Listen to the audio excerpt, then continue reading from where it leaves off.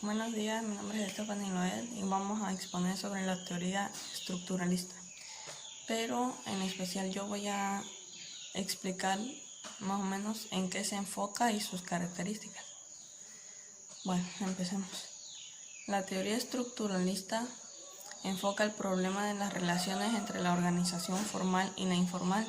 Trata de encontrar el equilibrio entre los elementos racionales y no racionales de la conducta humana. Constituye el punto principal de la vida de la sociedad y del pensamiento moderno. Y también constituye el problema central de la teoría de las organizaciones. Pero también estudia las disfunciones de las estructuras porque con el tiempo y las circunstancias las hacen disfuncionales. Sus características son las siguientes. El punto número 1 es que sus representantes son sociólogos.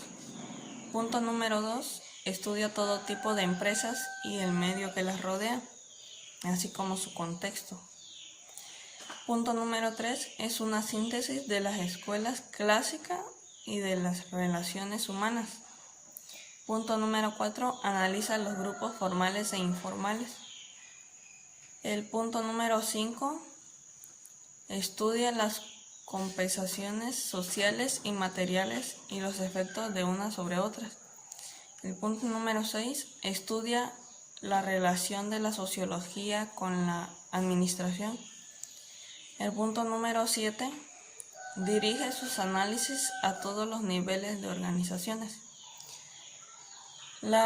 Sus representantes son Max Weber, Chester I. Bernard, Renat Mainz, Amitai Etzioni y Ralph Dahrendorf. Gracias.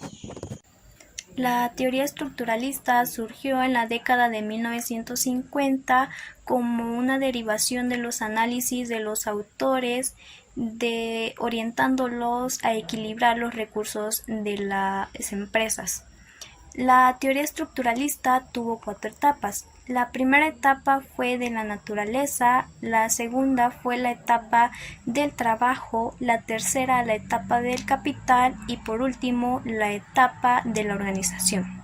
La etapa de la naturaleza era donde los factores naturales, o sea, los elementos de la naturaleza, constituían una base única de subsistencia de la humanidad. La etapa del trabajo era donde el trabajo condicionaba las formas de organizaciones de las sociedades. Y la etapa del capital era donde el capital prepondía el trabajo y la naturaleza como un factor básico de la vida social. Y por último está la etapa de la organización, donde el trabajo, la naturaleza y el capital se sometían a la organización. Gracias. Estos son sus aportadores y sus respectivas aportaciones. Aportes a la administración de Max Weber. Weber ha definido la administración burocrática como un ejército de control sobre las bases del conocimiento. Ha utilizado y definido los términos de la siguiente manera. Poder. Existe cuando una persona impone su voluntad más allá de cualquier resistencia de parte del otro. Autoridad. Existe cuando hay una creencia de legitimidad de este poder. Weber clasifica las organizaciones de acuerdo a la legitimidad de su poder y para ello se basa en 3 clasificaciones básicas. Autoridad carismática, basada en la personalidad excepcional del individuo. Autoridad tradicional, respeto a las costumbres y tradiciones. Autoridad legal racional, basada en un código o un conjunto de reglas. Aportes a la administración de Chester Bernard. Entre sus contribuciones se destacan su teoría de la cooperación, su concepto de organización informal y su teoría de la aceptación de la autoridad. Teoría de la cooperación. Bernard proporciona fundamentos en la conceptualización de la organización como un sistema social cooperativo, es decir, como un conjunto de actividades o fuerzas sociales, biológicas y físicas conscientemente coordinadas y cuyo balance tanto interno como externo deben mantenerse en equilibrio. Organización informal. Bernard de ninguna manera afirma que todo pueda sustituir la organización formal por informal, pero enfatiza que esta última es muy importante, ya que las cosas se realizan con mucha mayor facilidad cuando se están seguras de ellas, cuando parten del mismo que ha de realizarlas y cuando se les son menos impuestas. Teoría de la aceptación de la autoridad. La teoría de la aceptación de la autoridad establece que la autoridad está diseñada para aquellos individuos que quieren ser controlados o que les gusta ser controlados. Aportes a la administración de René Mains. Sus aportes se centran en la tipología de la administración, la estructura de la autoridad, la comunicación y el conflicto.